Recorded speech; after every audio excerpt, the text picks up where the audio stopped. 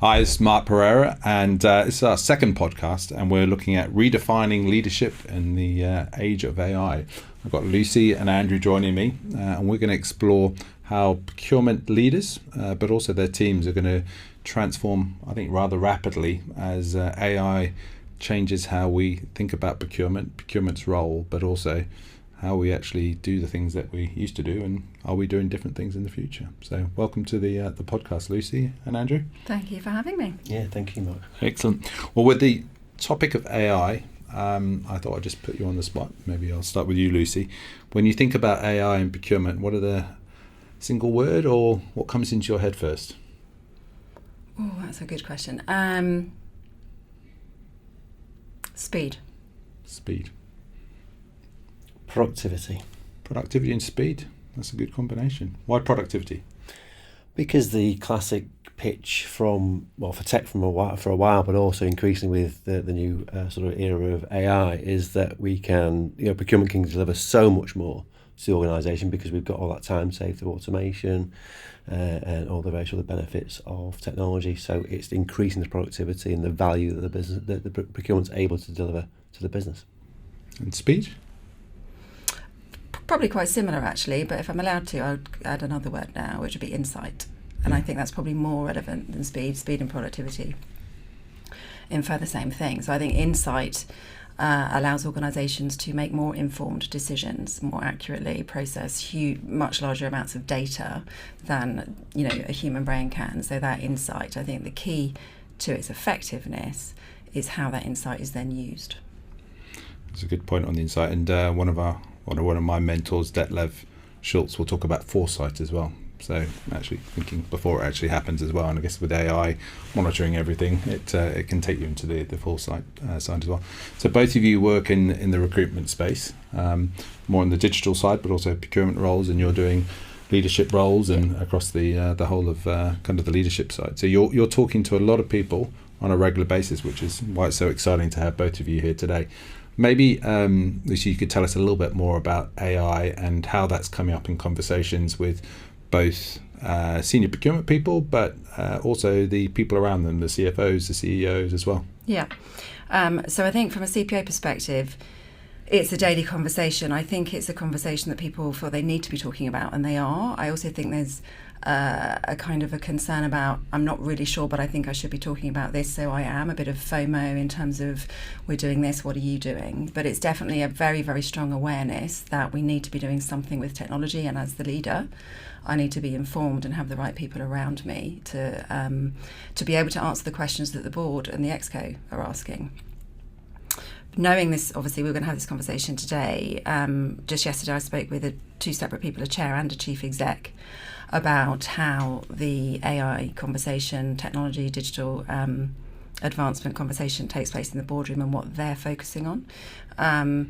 And the key word from the board is very much around governance, and that's their role. So they're very focused on, yes, we absolutely need to ensure we're using AI, we're open to adopting it to create competitive advantage, but as a board, we need to make sure we have the right guidelines and guardrails in place for our organisation from a data security perspective, from a brand perspective.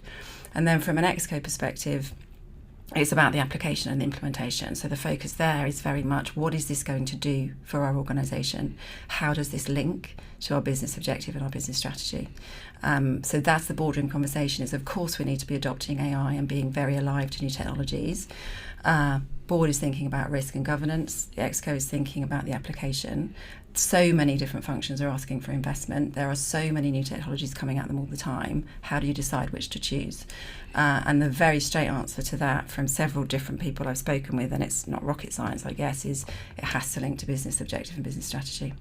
So that's the conversations that I'm having. Well, it's interesting. I think the governance side will be interesting to see how companies are unpacking that side. I know some people are bringing the AI in-house versus kind of buy it from the open AIs and so forth. Yeah, and it's how it's used. So the retail chief exec yesterday, and I'm sure many large organisations, I know mine is the same, where we're using things like Copilot, it's within boundaries. So nothing that AI is producing is going outside of those safe boundaries of an organisation right now, because of the uncertainty about potentially getting it wrong, what the AI is going to do, the decisions it might lead to, and the impact it could have on brand.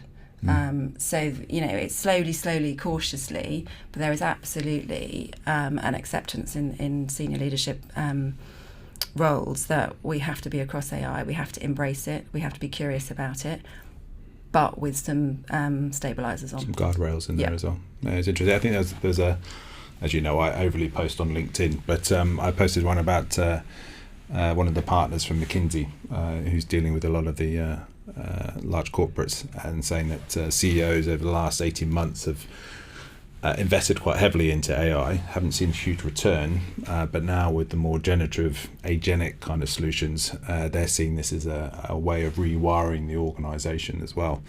But maybe Andrew, it's great to get your kind of thoughts from the board, but I guess we're working with a lot of the technology providers who are, I guess, adding AI onto their SaaS solution or coming out with AI specific solutions. What are you seeing in terms of, I guess, are they expanding their teams? Are they struggling to sell this new proposition into the corporates? Or yeah, it's a really interesting landscape actually. I think a lot of the software companies are having frustrations with the pace of progress with procurement departments. You talk about the sales cycles for a software investment of being at least 9 months into procurement.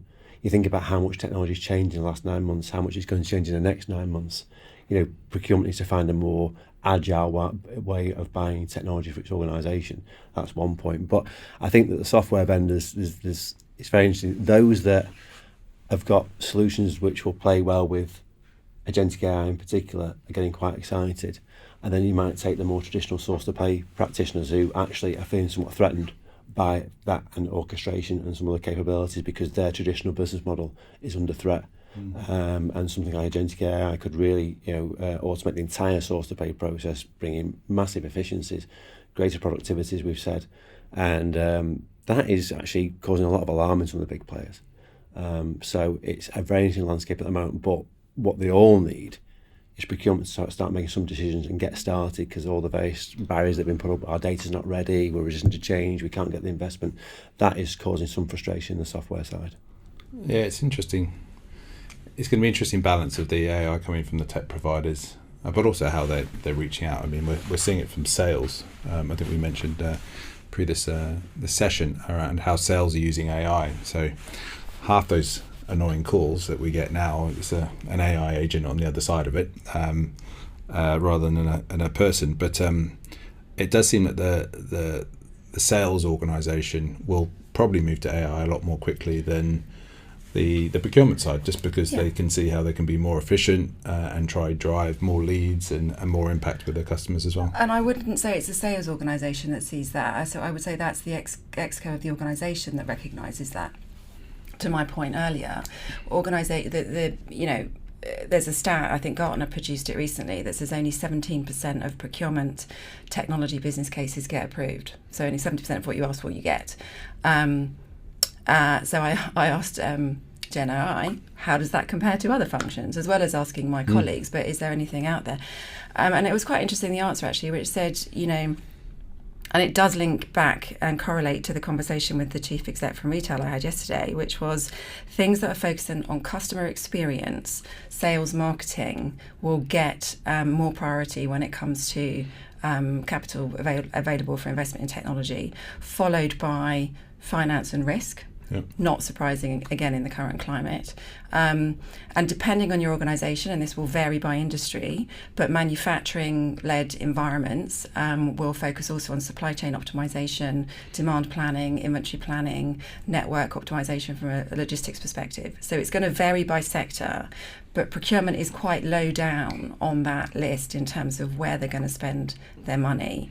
And chatting with the CPO yesterday, and she said this, I didn't prompt it, but she was just going through a business case to get some investment for some technology. And she's a great CPO, and she said to herself, I think I need to get better at storytelling.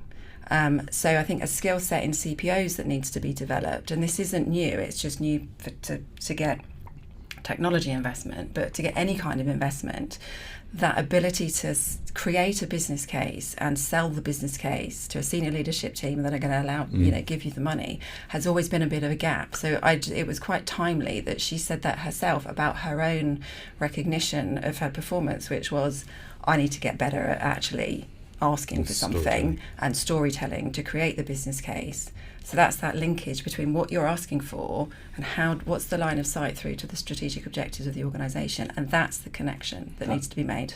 That really came out in the research we did last year that I mentioned that we did with Simon Geo from Proxima, where we looked at the skill set for the future CPO and that ability to storytell, to engage the business, to win that battle for the investment dollars was a big part of what the CPO needs to do in the future, and that meant understanding the alignment with the broader digital strategy, with the broader AI strategy, and building robust business cases that can really get that investment, because without that, procurement's not going to be part of the wider conversation about automation and AI in the organisation, which then makes it vulnerable, in my opinion.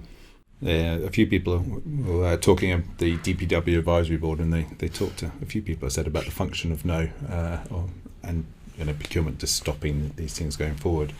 I think there's no choice. They're going to have to support the business, especially on the core side. And I think you both listened to Matt's podcast the other day around core and context, where they will look at those customer-facing functions, because you can see the top-line growth. But obviously in the manufacturing side, we're always looking at the lean processes. And it drives productivity, but it still impacts on customer performance. So if you're looking at product availability, you're looking at inventory, you're looking at optimising delivery routes to be able to deliver quicker, it still links ultimately. It's not just productivity within your own organisation, it ultimately links into customer experience.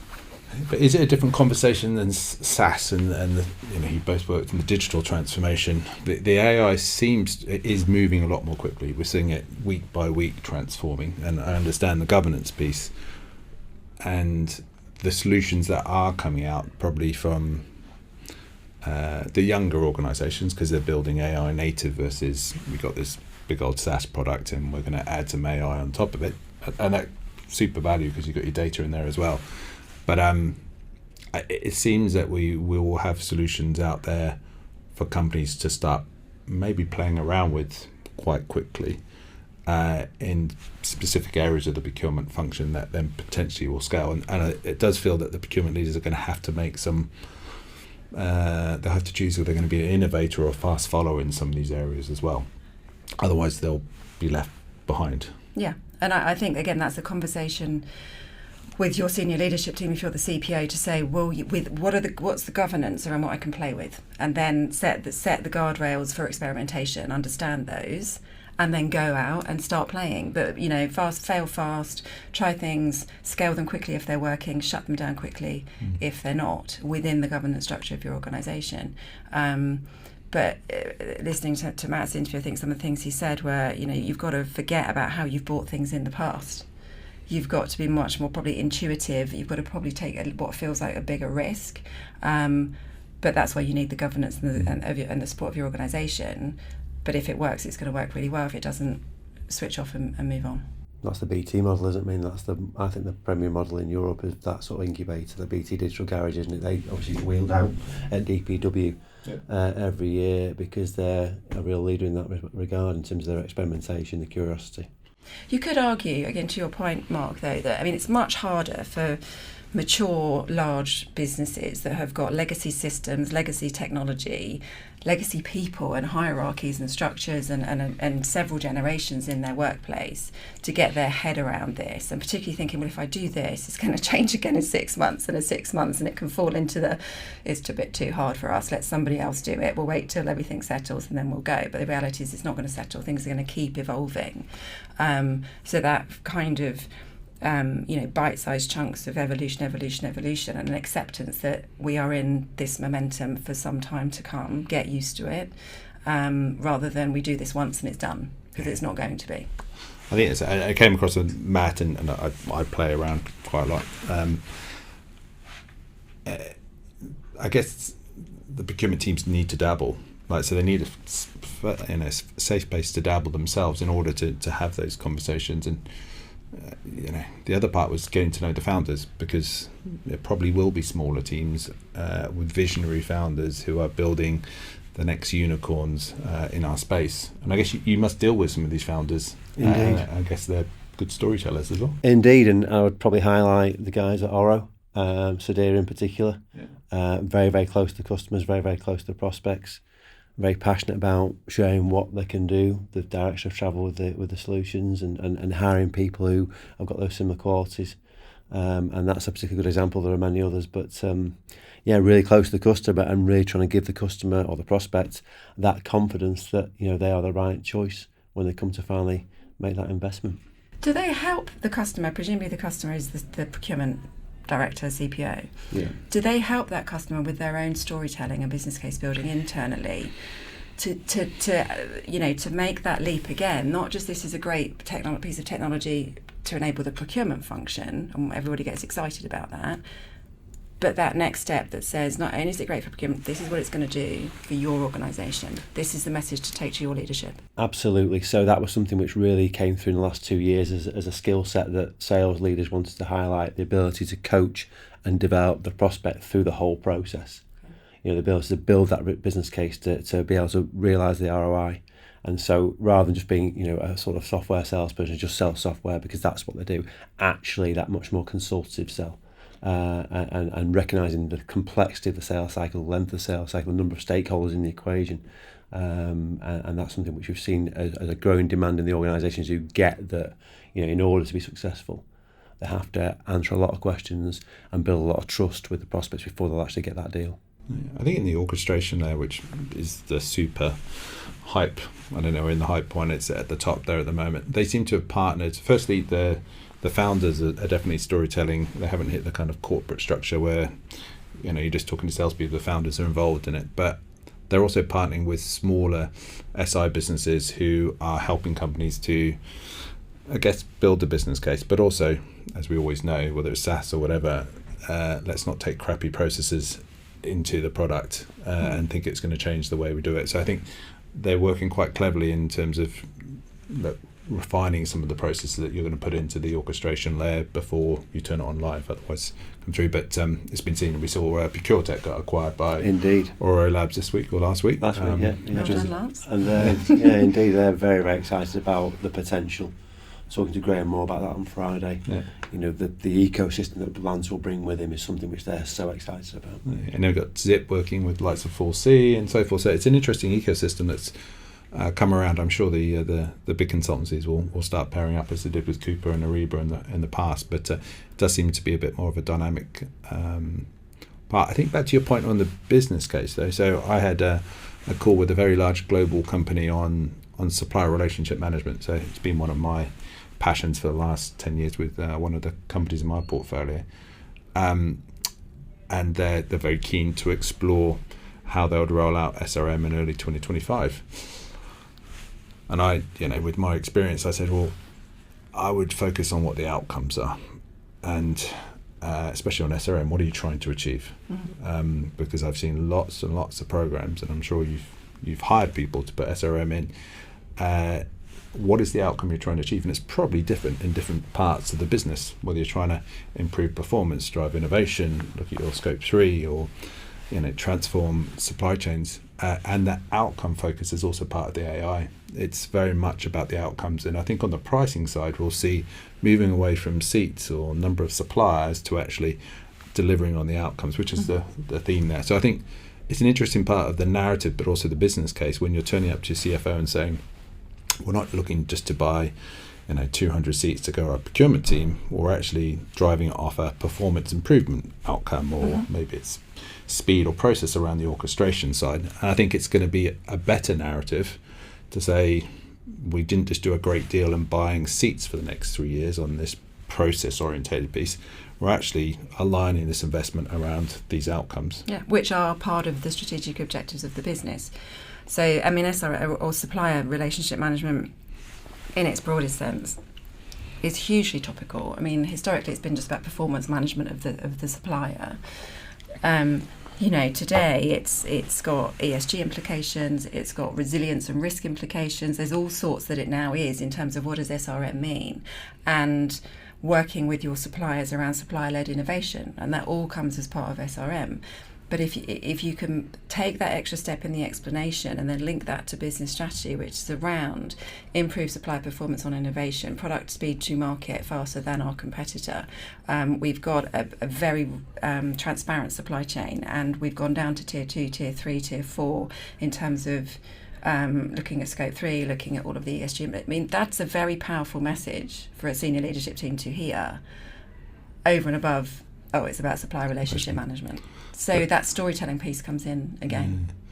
I think it's whether it's SRM or procurement orchestra, but I think that the narrative is going to come through, but the commercial side comes through, because if you look at the pricing model of most of these SaaS solutions, it has probably been seats or capacity of suppliers. This has been the key part, not the outcomes. So I think that's one of the exciting parts. I think it's going to keep the software companies fully accountable. So I've worked from client server into ASP hosted and then into SaaS, but we have taken forms and digitized them in different ways and workflows and process.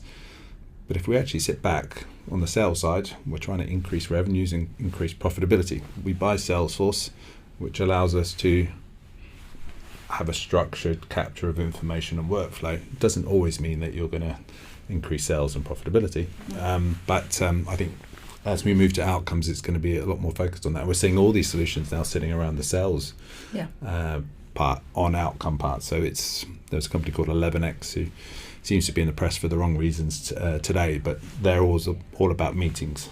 It's about meeting booking. So they have Alice is one agent, and which does all the emails, all personalised in there, and I think it's Mike who then does phone calls for you, purely to get meetings as part of the sales development side. So it's an outcome that then should drive to the next part, which is opportunities. That same thinking is going to come into the procurement world, and it's going to be really interesting to look at the more established companies who are more seat orientated, and do they get pressure to change to more outcome side, or does the fact that they have got the data repository mean that they're the central place where all the other AI solutions sit on top, because we have to get the data from somewhere. I think the big players, the established players who are on the per seat model, are feeling real threat from the orchestration players. It's why you've seen 2 or 3 of them already launch their own intake management solutions. But I talk to senior sales leaders in those software vendors, and they are very, very nervous about their long-term sort of revenue streams that are threatened by these changes. But I think the other thing is, and I'm interested in your thoughts on this, is procurement's got to start thinking differently about how it buys. To my earlier point about how it buys that software, how do you determine what a piece of software is worth, and how do you determine what those sort of milestones and objectives and achievements are, and what does that look like? We don't know yet, do we? Because we've been used to buying it on, or they've been used to buying it on a per seat model. So that's going to require some different thinking from procurement and some different thinking from the software vendors for that model to be established and hopefully become successful. Well, quick pitch on this one. I think you're coming over to New York in June to the DPW event, so we'll have you on the paddle court, but we'll be exploring a lot of these topics in a little bit more detail there. But it is fascinating how quickly this is going to change, and the challenges it's going to have to procurement leaders, both the current generation and the new generation. I think that's another part around I'm not sure what generation we're in, but anyway. Gen Z is, my daughter is about to graduate. She's Gen Z, she's a digital native, and right. She's about to enter the workforce, unless you can get away with the years travelling. Yeah, well, I think you need that year out, don't you? She certainly fancies it. But they're going to expect the AI to be part of it. I think most of the kids in secondary school are using ChatGPT in some shape or form. I'm not saying that's always good for the learning side, but it's going to be interesting for CPOs, and we shouldn't be ageist, but it's probably not naturally to them to maybe use the AI. I'm sure some people are leaning in, but I think having some people who really dabble in AI in a safe way in the organisation, you can look at the art of the possible, and then find those opportunities are going to be key to help bring it into the organisation, because spreading it across the business and trying to get everyone to do it is probably going to be a distraction. But again, we've had the digital garage. I'm not sure next evolution of that will be with AI, but I think there's some sort of function or role coming in. For sure. I mean, I think that there has to be a focus on adoption, because the technology could be brilliant, but if people aren't going to use it, then you're not going to get the ROI. It's not going to do what you said it was going to do. So I think there needs to be a real plan around adoption and use of these technologies. And a couple of organisations I've spoken to just in the last week stood out for me because they are developing and training their employees today on the future technologies, just to get them comfortable with what's coming. And I think that's interesting for two reasons. One, shows you're investing in your people, and you are equipping them for technology that they're going to have to use in 6 months, 12 months, 2 years' time, who knows. But you're starting to get them into a learning and an open-minded curiosity mindset that says there's new stuff coming and you need to get used to that. But we're also helping you with that. We're not just chucking it at you and leaving you to it. But I think actually that also will drive adoption, because you are giving people new skills, therefore they're not afraid to let go of what they used to do because they've been trained on what is coming at them. So I think those two things actually go quite well together. And then the other piece, again, has to come from the top. It has to come from the chief exec and their executive team, and from the CPO that drives that adoption, that says this is non-negotiable. Once we've tested something and we know it's got value and we want to roll it out, adoption is not negotiable. This isn't an opt-in or opt-out. You can do it your old way or you can use the new technology. It has to be driven that this is the way we're going with this now that we've made the jump and we've chosen a particular piece of technology, whatever it might be. So I think that is what will speed up the use of Gen AI and various new technologies particularly in corporate environments. It has to be training and development ahead of the time in which you need it, and it has to be absolutely led from the top in terms of adoption. If you had, Andrew, you're on the tech side, aren't you? You both cover it, but you're doing a lot more digital. That role, we talk about Adam Brown and the team at BT and J&J created a procurement garage as well. Are you finding more roles like that coming up where they're looking someone to kind of do that innovation piece in a safe way to then POC and then scale? Really good question. The short answer is no, and it's a big frustration to me because that's something we've positioned ourselves as being very capable of delivering on. And Adam was probably the most high-profile move I've engineered when he went to Maersk. Okay. And we're very proud of that because, of course, he's a wonderful talent. But I know the other people who've got that same sort of skill set as Adam. I've had numerous conversations with them in the last 12 months. Their desire, they've probably been through a major transformation. They've got to sort of BAU state. It's got a bit boring for them. They're ready for the next challenge. They want to take all that learning, all that knowledge to a new place and be the architect of a new digital strategy. And they come to me and say, Andrew, you're connected in this world. Can you find me a new role? And it's been so difficult to find really good opportunities. Now, there are sort of procurement excellence leadership roles out there, but I think a lot of the organisations are not paying enough to get the sort of calibre of individual that I'm referring to. There's a gap of maybe £50,000-60,000 on the salaries in what I'm seeing. So some of the top people that I know compared to what was being paid for roles that I was asked to work on last year. So when I have conversations with CPOs about that digital transformation lead, the common theme is we recognise the importance of it. We know we need to do something about it, but it's not a priority for us yet. And I'm like, well, it's a false economy, because when you go down this road of investing in digital strategy, the problem is if you've not got that person, you don't know what you don't know, and that can be a very costly mistake. So it's a big issue. And to Lucy's point about the adoption, understand the importance of the change management, understand the importance of dealing with the resistance to change. I think in our research we had 64% of the CPOs we spoke to highlighted resistance to change as the biggest single barrier to adoption. And to your point, these companies that are ahead of the game now, they train people with AI skills, for example, so that people are much more receptive to these technologies when they come in, is definitely the way to go.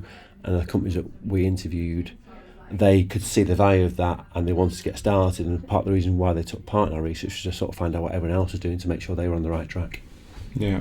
And do you see that role when it is recruited more often than not is recruited from within, which I don't think is a bad thing, by the way? So you take a younger talent, a bright person that's in procurement, and give it to them and say, you go explore, and you develop this for us, rather than saying, let's go and find somebody else that's done this in another company and bring that into us. We want to build from within to suit ourselves. We'll take the, we'll take the curious, up and coming, bright young thing and let them have a crack at it. Absolutely, there's definitely been evidence of that in the last 12, 18 months in the marketplace, and I think that's got its value as well. Yeah. But then when you go to the events like DPW and you see the real practitioners and you see what they've done and what they know and what they can bring to the party, you sort of say, well, actually, there is another way, and actually this could be really valuable. And I think the dream scenario would be to bring in that level of talent and then have your person you've talked about as a number two and be developed so that they can be that leader in the future. And, I think also with the point we're making about the resistance to change, one of the things we spoke about, and I don't think you'll mind me saying it, John Dixon, who I know you know well, he made a really good point about the value of a procurement excellence function as being the sort of incubator of future talent, because the things that we gave trainee buyers to do a few years ago should now be automated. So how do they cut their teeth? So the idea was you could get them moving around a procurement excellence function with data science, AI, change management, all the various different elements of a good procurement excellence function, and they could learn, how the procurement department works. But also, if they're the sort of emerging talent, digital natives, working with more experienced practitioners, they can sort of rub off on each other. So you get the experience versus the don't be scared of tech sort of mindset, and they can all grow together. Well, I think you triggered a comment or a phrase that Rick Vera, who presented at DPW a few times. He said net curiosity score. So that's what we're after, people with a really high curiosity.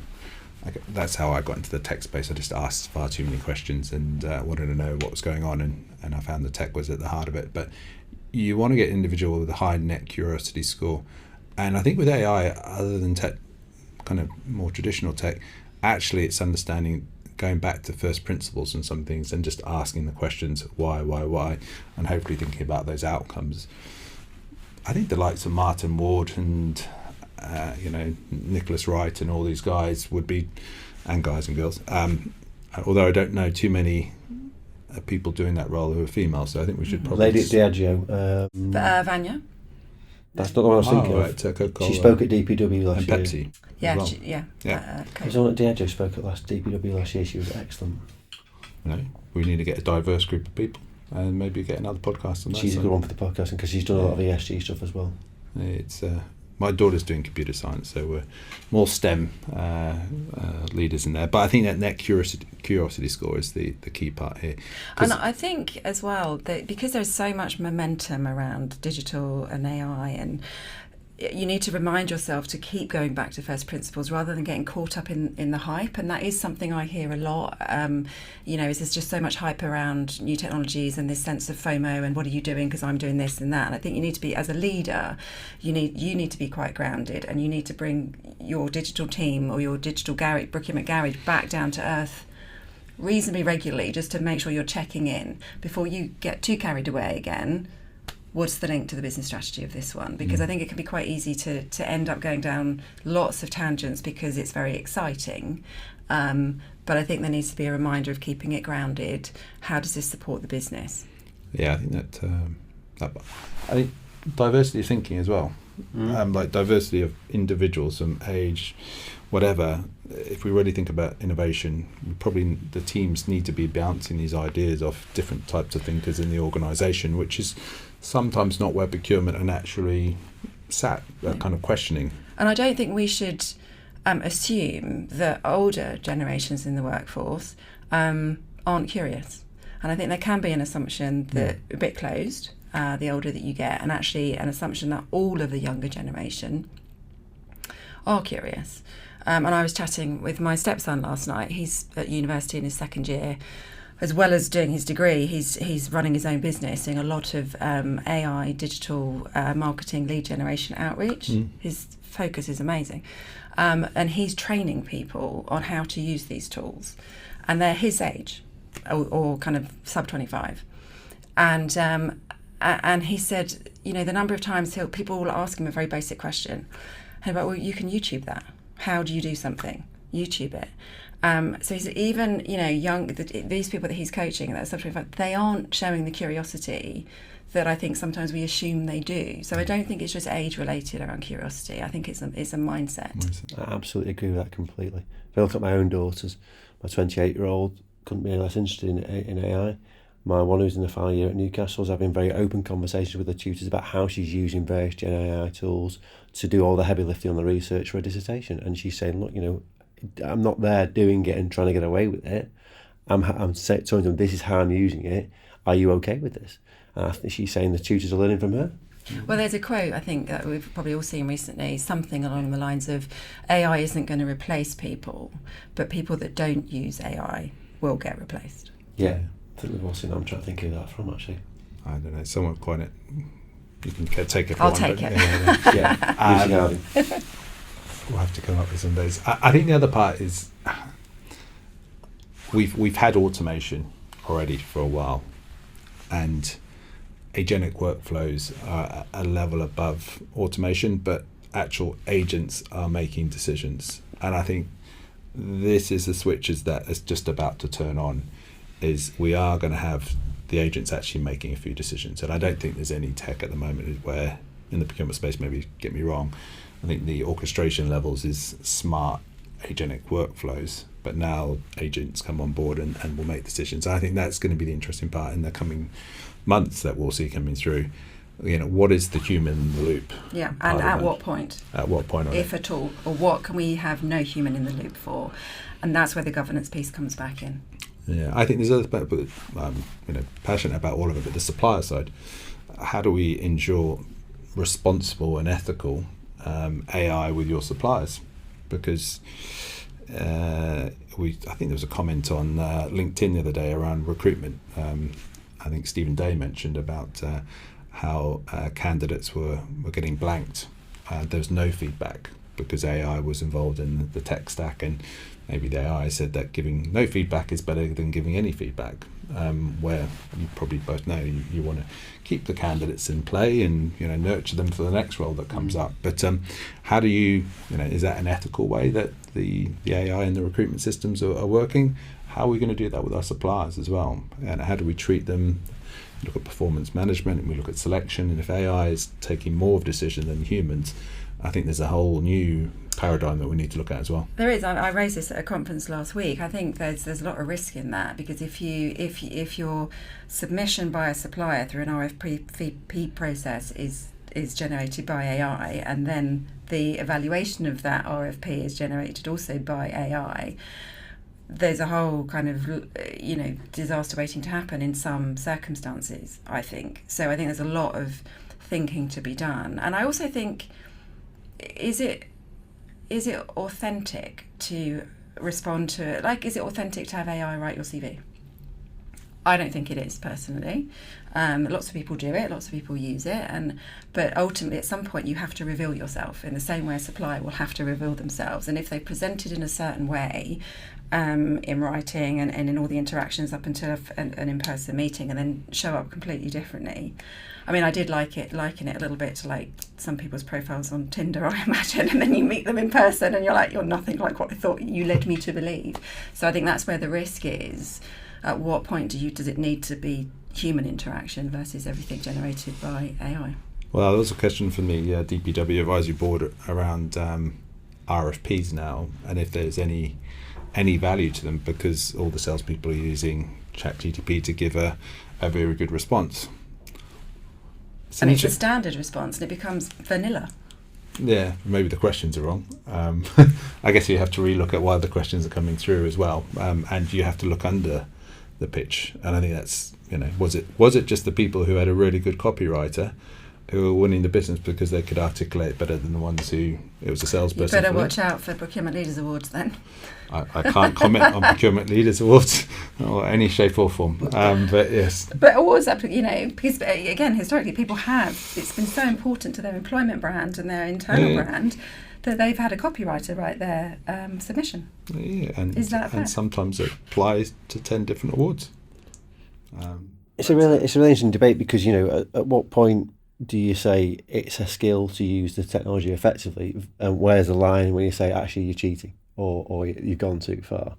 And again, to come back to our research, critical thinking was a very, very important foundation of digital literacy, and that ability to look at what insights you've been given, or what in this case your RFP response, you don't just copy and paste and send it off. You've got to then apply some human oversight to ensure that you are comfortable, you're owning that tender, you're owning that decision. You've been, obviously we're a professional services firm and have to complete RFP and framework deals, etc.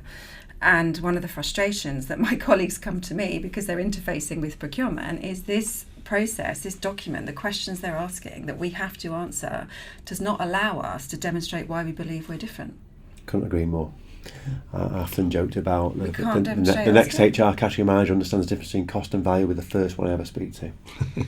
Well, the other things are the corporate extent, again, we're not being up on the gut, but you quite often get the same set of questions asked in a different way from different companies, but also from the same company multiple times when you're going through the security side on the technology or RFP. So the fact that the suppliers are responding in a more efficient way is not too surprising that they're doing it, because you're getting asked silly questions on a regular basis. But also the time and resource it takes to complete a big tender document, it's a commercial decision, which is we just automate this because it's taking us far too long, and we need to be more efficient in how we complete it. I think on that same quote from the McKinsey partner, he was talking about the banks. So the banks used to be really cautious when it came to SaaS and digital. They were pushing back. Now when they're doing the S1s, which I'm not sure last time you read an S1, I think the last one I looked at was Cooper's, and that was a few years ago. But the preparation of those documents used to take weeks and weeks. Now the banking world is moving to using AI, and they're at the front of it. So back to the governance part, I think traditionally banking would be at the back end of it. Now they're really pushing it forward, and I think this is where things are going to change pretty quickly. If it accelerates the process to get in front of the customer and get the people in the room, great. If the process screens out great suppliers that can offer things because the questions asked and the way that they're then scored and rated, that's a problem, because you're starting to not get the right suppliers in the room for whatever service or product they're offering. The fascinating part is there's bias in individuals. So we might find a less biased AI partner for us or co-pilot than the individual. So it's an interesting conversation that we should explore. But I can only see the adoption getting more quickly, and I guess these conversations around responsible, ethical AI being a big topic area that most companies and the tech providers are going to have to align on as well, because we can all do our AI responsible supplier proposal, but we probably need to make them standardized as well, otherwise, and some auditable and how's this sort of working, otherwise adoption is going to be low. Because of these guardrails. But we should look at some of these guardrails and maybe get some of the different people in the digital garages and so forth, particularly sharing some information on how they're making those kind of innovator positions and then doing kind of fast follower positions as well, because they can't dabble in all this stuff at one go. So it'd be interesting to see how they're testing out. So over the next couple of weeks, you've got different events or conferences or meetings. Anything interesting coming up that's going to spark conversations? Well, conference season for me starts in May, really. So, but the big one for me, of course, will be New York in June. That's what we like to hear. Barely contain my excitement for that for a number of reasons. So many American customers to meet, so many American contacts. Lovely city. Really excited. He's obviously a big fan of the Amsterdam event, so just can't wait to make my debut in the States after my trip to Vegas last year for SAP Spain Connect. We've got another one that we won't mention before that in May, which is always an enjoyable one as well. All events are good. Procurement Leaders and the World Procurement Congress is an established one in the year, and obviously some 20 years ago we set up that business, and it's carried on scaling and continues to grow. And the awards is definitely a good bash, and fireworks and all sorts of things. I mean, I find those events hugely enjoyable, very educational. Absolute networking heaven, and I look forward to them all the time. And when we couldn't do them in COVID, I really miss them. It's 5 years ago now, of course, but so really looking forward to those. But I mean, I think for us, busy April, new financial year in the UK, a lot of turbulence in the States, shall we say, which is impacting the market over there. So a fascinating time in that regard. Lots of ups and downs, lots of challenges in them. Finding the right people. The timing of the hiring for a lot of these software companies is a really tricky equation at the moment. But looking forward to seeing all these people face to face in London and New York in the early part of the summer. Let's see if you got there. So I was at a conference last week with Procurers, which I thought was really interesting. I do some work with Deloitte on their Future Leadership Academy for CPOs. So that's coming up next week, I think it is, or the week after. And it's great to be involved in these conversations because I can take that straight into the next generation of future CPOs in terms of the things they need to be thinking about. So that's really exciting to be able to get involved with that. And then I run like a probably bi-monthly, quarterly CPO roundtable on Zoom, which I switched to Zoom in COVID and kept it on Zoom because it's more inclusive, you can get hold of people more easily.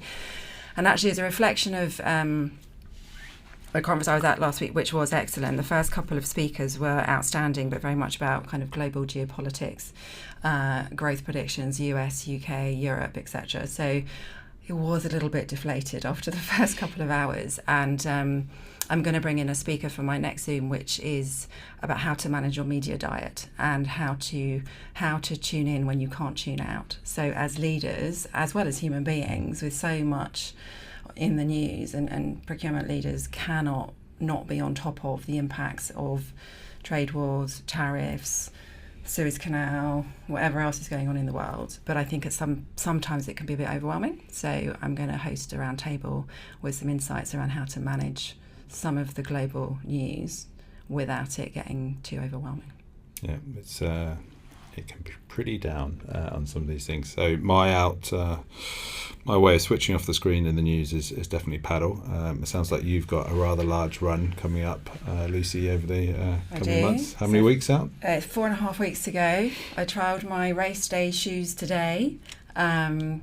Big horrible 20 mile that I did at the weekend, which I'm hoping the actual day won't be as hard as that was.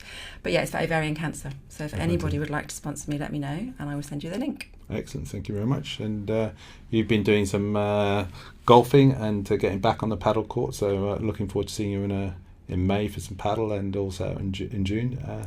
Yeah, looking forward to that. Bit of yoga as well. My current passion. I can do a headstand, so I'm quite pleased with that. I've got video evidence of that. I'm sure you need to do a bit more of that as a United fan. I'm a Liverpool fan, so it's something else to talk about. I thought we were going to get through the entire session, Mark, without you mentioning football. Well, we couldn't do that, could we? Have you got a football team support?